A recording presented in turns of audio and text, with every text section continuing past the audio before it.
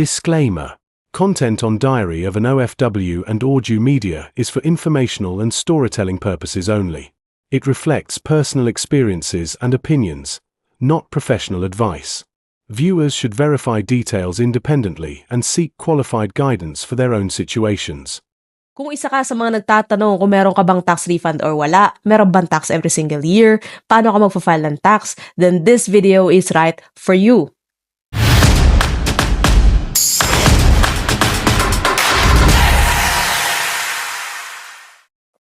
Hi, hello, good morning, good afternoon, good evening sa inyo, and welcome sa isa na namang episode ng Diary of an OFW, kung saan matututunan mo kung paano mag-file ng tax dito. Right, so as we all know, first quarter of the year, January to April or May as an extension, is all about tax filing. Kaya there's no surprise for us na marami ang nagme-message, maraming nagtatanong kung paano ba magfa-file ng tax. Kaya nag-decide na talaga ako na gumawa ng isang video na kung saan ay matututunan mo kung paano ka mag-a-apply ng tax, mag-fill out ng form online, paano mo malalaman kung meron kang tax refund or wala. So the goal of this is really to share with you the step-by-step process, what are the documents that you need, and ano yung mga kailangan mong gawin or i-consider. But disclaimer lang, all of the things that I'm going to share are based on my personal experience kasi I'm filing my tax every year on my own. Wala akong accountant, wala akong kinakausap na tao to file the tax. Pero yun nga, kaya nag-decide na ako na i-share with you kasi, na-share sa inyo kasi it can help you determine kung meron ka bang refund or wala. Kasi wala talaga kaming basehan kung paano yung calculation. Only the financial office or the finance ni UJAD knows how to calculate it, unfortunately. Pero first of all, sino-sino ba ang magfa-file ng tax? So, everyone who earns legally dito sa Czech Republic should file a tax. Lalong-lalo na sa mga may trade license or trade license holder.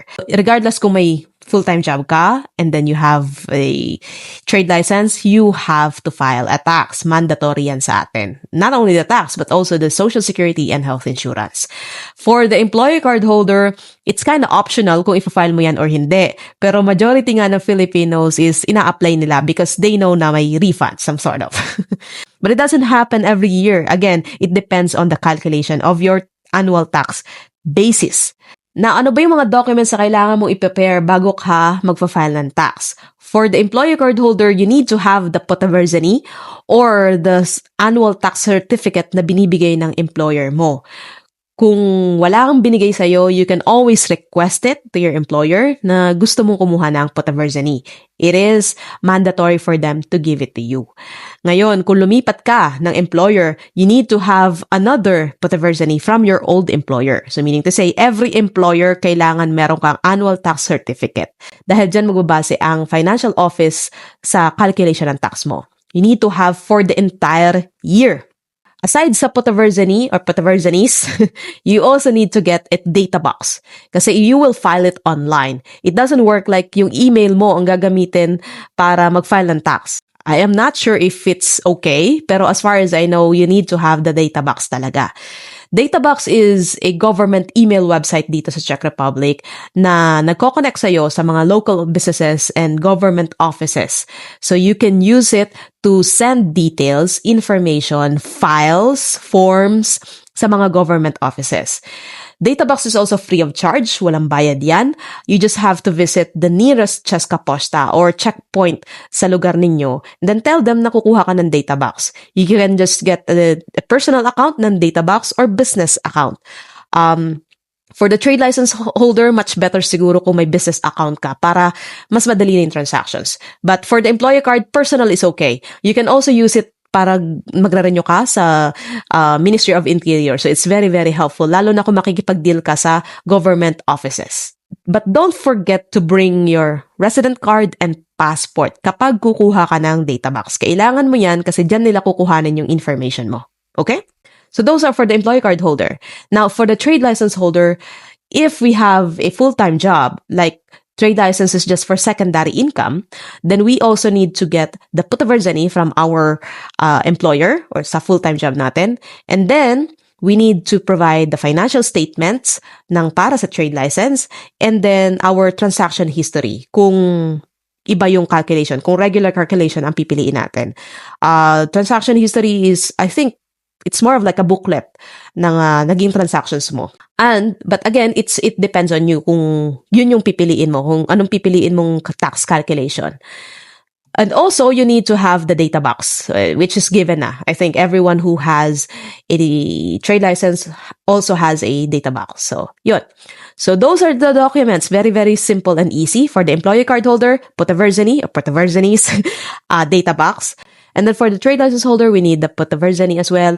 Financial statements or bank statements, transactions history, and data box. So, very, very simple lang. Now, kapag nag-gather na natin yan, let's go to our computer para malaman natin kung paano mag-file ang tax.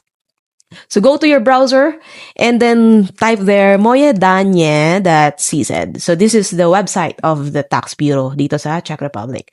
So from there, you can see the homepage of the tax bureau. And then we have to log in first using our data box para makuha yung mga information natin from data box to this form. So, click the Finanse ni UJAD.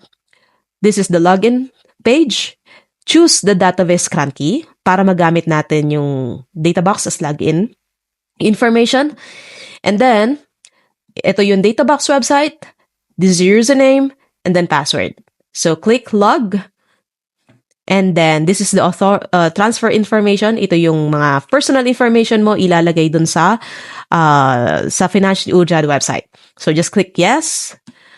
And then, this is the profile page of the tax bureau.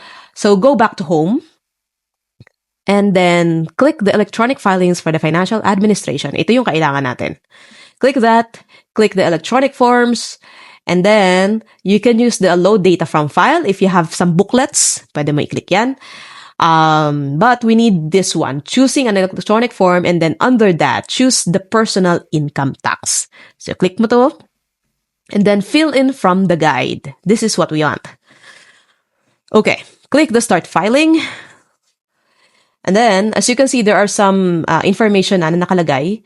And i-double check mo na lang yan for what year ang ifina-file mo. In my case, 2025, residence, Czech Republic. And then tax office details, saang region ka nakatira. In my case, I'm in Vysočina region. Your city, Jihlava. And then, this one, you don't need this. Just click other. And this is the personal data. As you can see, meron ng mga information dyan na nakalagay. That's from the data box. Kaya it's very convenient talaga na may data box ka. Then, all you have to do is double check the information. Your name, your last name, birth name. It's important na ilagay mo rin yan. Your surname. And then, this is the Rodney Chislo sa card mo. So, i-click mo yan kung tama. Confirm. And then, your address. So this is municipality, your number, email, city, zip code. Just click it all confirm. So this is for the people who lived outside Czech Republic. And I don't think that it's necessary for us. So just click the other or next. And then this is the most important thing. Dito na natin gagamitin yung Potaverzani natin. Employment, part-time jobs. So do you have taxable income from employment and part-time work? Just click yes. Of course, we have work. And then, click your employer, type in your employer. And then, dito sa income dependent activity, lalagay natin yung details or yung numbers na nakalagay sa field number 2 sa Potaverzani mo. So, field number 2, type there. And then this one is for the field number 8 sa Potaverzani mo. So, yan. And then dito, kung may tax bonuses ka, this is for the field number 9. And then this one is for the field number, I think, 13 or 12. But usually, wala naman tayo niyan. Dito, importante sa number 9. And then don't forget to attach the necessary attachment at the bottom of the page. So scroll it down and you can see the attachments to the employment part-time job section. So dito natin i-attach yung mga Potaverzani natin, yung scanned copy ng Potaverzani natin. But if you have two or more employers in 1 year, like for example, lumipat ka for the whole year 2025, you have 3 employers, then that means you have to indicate it all. That's why sabi ko kanina, you need to get Potaverzani for every employer. So dito mo idadagdag, let's say meron kang ibang employer, key in the name, the number 2 field, number 8 field, and then it's the same it goes as the first one. So, it's very important lang na meron kang potaverseny for the whole year, otherwise mai-invalidate ang ginagawa mong form. So, add attachments, click it. Select or drag attachment. Ito na yung ilalagay mo or i-upload mo yung potaverseny mo. Make sure lang na nasa JPEG file siya or docs or PDF. Other than that, hindi siya tatanggapin. So, click that, open, upload in original size, of course, insert attachment. And it should be saved. Pag nandyan, ibig sabihin saved na yan. Then we have to upload every potaverseny that we have for the entire year, ha? Kung may 3 employer ka or 2, i-upload mo lahat ng potaverseny dyan. 2 or 3 din dapat. Kung ilan yung employer na nakalagay mo, yun din dapat yung number ng potaverseny mo na nakalagay dito. Okay? So, another one. Click next. This is for the trade license holder na. Business. Do you have taxable income for self-employment? Click yes if you have a trade license. If none, if you don't have trade license or you don't have any business, just click no, leave it out. And then, income, method of applying income and expenses. This one, ito na yung sinasabi kong pipiliin mo na tax calculations, options. So, you do the accounting, meron kang personal booklet, and then, meron kang I keep tax records. Ito yung meron kang transaction history, receipts, yan. Lalo-lalo sa may mga ditch ho. May mga ditch. Dito magalalagay yan. And then, I apply expenses as a percentage of income. So, this is the most convenient part sa mga trade license holder kasi magbabase lang sila sa percentage ng income mo. So, I wanted to choose this one. Much easy. Walang masyadong documents na kailangan. And then, main activity. This is the category that I have for my trade license. So, in my case, I have this advertisement activities. And then, this is the expense rate of income. So, if you will choose 80%, it will not be applicable unless nasa agriculture field ka. If you will choose 40%, it will be applicable only for those who have like gratuities, royalties, for example, something like that. And the 30% is for the lease of property, kung may rental income ka. In my case, I will choose 60 because this is the ordinary trades lang. So ito na yung tinatawag nilang 60-40. You will give 60% of your income as the tax basis. So for example, you have 100,000 income for the whole year, then 60% of that is 60,000. 60,000 yung pagbabasehan ng financial ni URAD ng tax mo. Hope it's clear. Okay, so click the revenue and put the amount that you have for the whole year. And then, if you have any other income, you can always add it here. And then, depreciate any assets of the business. Just leave it as it is, or you don't really need to unless you have the partners or may SRO ka, ipa-file mo talaga yan. But for us, employer card holder and just a trade license holder, I don't think it's necessary for us. So, click next. Capital assets, no. Click next. Oh, by the way, capital assets. These are for people who has an investment, okay? Kung meron kang investment, for example, you have cryptos, dito yan papasok. And then next is, this is for the rent. You don't need to do this unless meron kang parentahan. So, other income, mga gratitudes sa panalunan mo, yung malalaki, yung mga nanalo sa loto, dito yung lalagay. And then, next, foreign income. For the freelancers who has an employer outside Czech Republic, dito ka mag-fill out. So, do you have employment in a foreign, do you have foreign employment income? Just click yes and then fill out the details. As easy as that. Do you have income abroad? Yes, and then no. Okay? So I don't have this. Just click other. Then donations, if you have some donations. And then if none, leave it out. And then discounts. Ito, pagka may mga anak, may mga asawa, applicable ito sa inyo. Mag-fill out kayo ng form. Yan, name lang naman nila, details nila. And then, if none, just leave it as it is. Click next. Okay. So, ito yung importante rin to. Withholding and withholding taxes. This field should match in your potaverseny in number 8 field. And it should match as well here sa employment part-time jobs. Pag parehas yan, it's all okay. And then this one, advance payment, I think these are for the business owners. I'm not quite sure. Pero it's not applicable for us. For the employee card holder, I don't think na kailangan pa natin ito. And then flat rate resume, ito yung may mga trade license na full-time silang nag-trade license, and then may flat scheme sila na I think that's 8,000 or 6,000, I'm not quite sure, per month yung bayad. So ilalagay mo yung amount dyan. Okay, so leave it out kung wala, and then click next. And then this is the tax calculation. This is the most important thing na magugustuhan ninyo. So scroll it down and you can see the advances and resulting tax. Hey, sorry to interrupt. If you are an OFW or you are a Filipino, this is for you. We sit down with real people, real stories, real lessons, real life. And if you wanted to continue to watch meaningful interviews and lessons from lived experiences, subscribe now to our platform and be part of this conversation. So this field should match your Potavarzani number 8 field. And then at the bottom, you have remaining payment plus minus. So this is the most exciting part, lalong-lalo na sa mga gustong malaman kung may refund sila. If it says plus, that means may kulang ka sa binayaran na tax for the whole year. If it says minus, then it means may refund ka. So as simple as it is. Ganun lang siya. Plus, kulang ka ng binayad, kailangan mong bayaran. Minus, may refund ka, mag-aayos ka ng tax refund. Okay? Hope it's clear as well.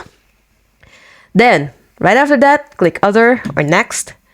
And then, for the tax refund, dito ka na mag-fill out ng form. Overpayment. Fill out the application. Click this button. And then, this is the amount na marirefund sa'yo. And then, you have options kung paano mo marirefund, paano mo makukuha. So, the default one is to the address. Ito yung check na isasend sa'yo sa home address mo. And then, if you have a foreign account, pwede rin. And then, meron din yung on the account. Ito yung account mo dito sa Czech Republic. So, in my case, I would choose the on account.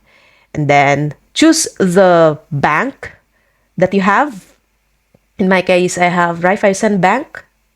It's been my bank for a long period of time. So, Raiffeisen. And then, put the amount, the account number, the code. That's all. Ito na yung last form. So, again, this is the attachments guide na.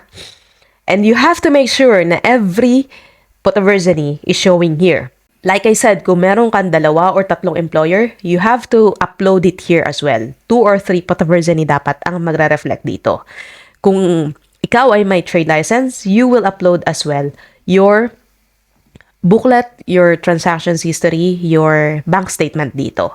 So select file and then choose the file and then upload. That's all that you need. And then, of course, don't hesitate to write down ng description para hindi mahirap sa Finance ni Ujad ang iintindihin nila kung ano yan. So, and then, these are the attached documents. Meaning to say, nandito lahat ng mga documents na in-upload mo. Kung wala dyan yung iba, you have to upload it. So, pagka wala dyan yung iba, upload it once again hanggang sa lumabas siya dito sa attached documents lists. This is the signatory details, okay? So, signatory details indicates you're a natural person. Since you are your own, wala ka namang SRO, wala kang business, so that's all.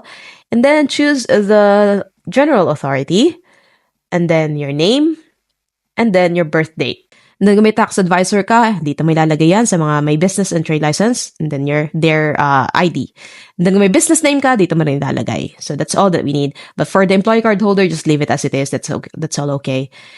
And then click the next. So this is the next button. This is the final one na i-double check natin. No? So check before sending.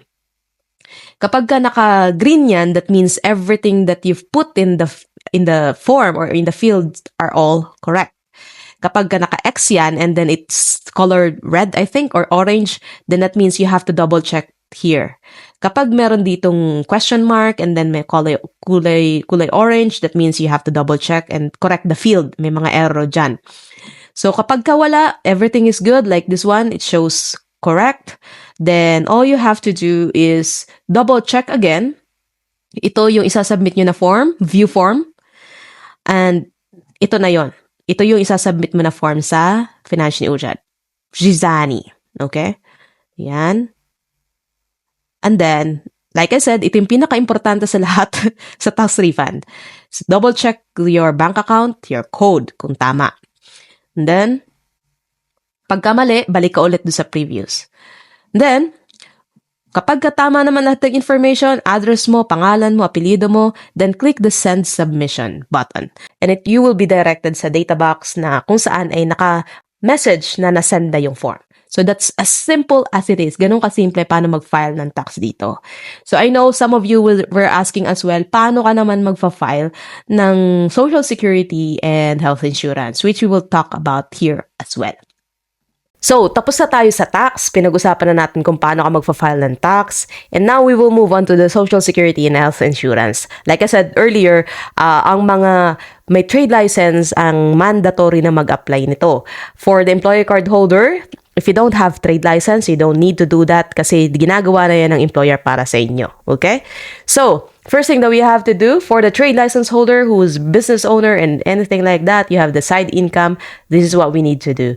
Go to CSSA e-portal. Okay? And then, what we have here is the homepage of the e-portal. So all we have to do is log in using our data box still. And then, as what we did earlier sa tax, ganun din ang gagawin natin. We will log in using the data box information. So sign in under the data box. And then, logged in using our username and password. And then, give authority. Click yes. And then, we will be redirected to the ePortal website. So this is the ePortal or eServices homepage. So all we have to do is look for the CSSA website, this one. Click this one. And then Tiscopise, which is the forms. And then we have to find the form for self-employed. So in our case, we need to have this overview or PSHELED for income and expenses for self-employed persons for 2025. So we will click this one and we will fill it out. So this is what we need, PSHELED or PSHEMEC or overview of income and expenses for the year 2025. So as you can see, meron na mga information na nakalagay dyan because ginamit natin yung data box as our login information. And as you can see as well, automatic na nakalagay. It's for my secondary income and then the months na nag-start ako ng trade license. Kapag buo yung taon mo na may trade license ka, just click this one.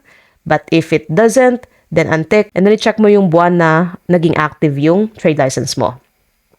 This is not applicable to us. This is not. And the next one is this, our source of income. So in our case, this is our employment. Okay? So if we will tick this is a confirmation kung meron ka talagang trabaho ba. And then click yes. And then the notification na kailangan mag-attach ng Putaverzani. Then click OK. And then, this is the important part. Kung ano yung nilagay mo sa tax, kailangan mag-match din sila. Like in our example, we chose the 60/40 method when it comes to tax calculation. So, for example, 100,000 and then we have the tax base of 60,000 because 60% ang pagbabasehan nila ng tax. So, we will put the 60,000 here. And there, you can see agad kung magkano yung babayaran mo sa Social Security. This 34th number. This is the thing. You don't have to file this one because unless nag-earn ka ng more than 2 million, saka ka maglalagay ng amount, yung excess sa 2M mo. But if it's not, hindi naman umabot ang 2 million sa akin, so I just leave it 0. And then this is the amount na kailangan natin bayaran. Okay? So, this is not necessary. This is not necessary. Scroll it down until, yes, this one. Do I have to file a tax? And I said yes. So this one is for the flat resume scheme, kung paano yung tax basis mo. I'll just choose the A because this is the ordinary tax base. Yan. And then I click yes. And then, did I file after April 1? I said no. And then, This is not necessary. Then scroll it down, then this is what we need. So, this is the electronic filing, yung i-attach nating document, okay? So, we would have to attach our potversany and then our statement, okay? So, click natin to, and then, kapag katapos na yan, we have attached, we are now ready to send this information. So, we will review it first, and let's see kung anong kalalabasan nito. Okay? So far, there's no problem at all. Everything is well. Now, we are ready to close it. We are now ready to send it to using the data box. So, as you can see, pinili natin yung pag-send via data box. So, let's click this one. Unless gusto mong i-save and leave it as it is muna. And then, click this. Okay. So, we have successfully submitted it. And as you can see, andito na yung file. And overview 2025 self-employed, and then this is the attachments. So pwede natin i-download yan and i-open, but you have to open it using a different or converted file. Kailangan mo siya i-convert para makita mo siya. So natapos na tayo sa Social Security. We will now move on to the health insurance, kung paano ka magfa-file. But bear in mind that bago ka mag-file ng health insurance mo, you have to go through the process of confirming the account first. So it takes like 7 days, I think, bago mo ma-confirm talaga yung account. Initially, you have to register. Well, this is based on the VCP, no? Because I'm using VCP. I'm not sure sa ibang insurance, but this is my personal experience when it comes to VCP. There are 2 parts na i-discuss ko sa inyo. First is by registering sa VCP. Kung VCP ang gamit nyo, you have to register still para maka-access ka sa Moya VCP. And then the second part is paano ka magfa-file, because you cannot file the VCP or your health insurance kung wala kang account sa VCP. Not the client account, but the online account mo. Kasi you have to create, just like in social media, you have to create an account, okay? So, like I said, in VCP, they have a different process when it comes to registering. You go over to VCP, that's said, and then you have to go to the Moya VCP, okay? In Moya VCP, you click the registration because this is where you will register, okay? So this is what you need. To register, you need the insurance card, yung card mo, email address, and phone.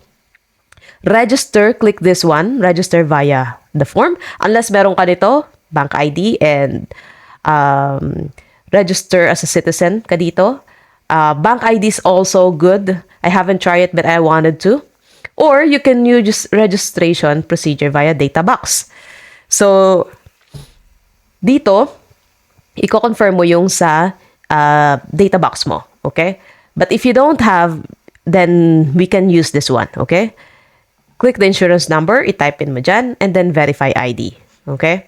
And then, may confirmation yan, nalalabas. I cannot create this account because I already have one, so madedetect nila yan. So, just follow the instruction of this, and then after, I think, 5 to 7 days, may ma-receive kang letter from the VCP na nandun yung parang code. Isasend nila na code sa'yo para maka-access ka sa Moya VCP. Okay? So, let's say, nakuha mo na, and then, mag-a-access ka sa yung VCP.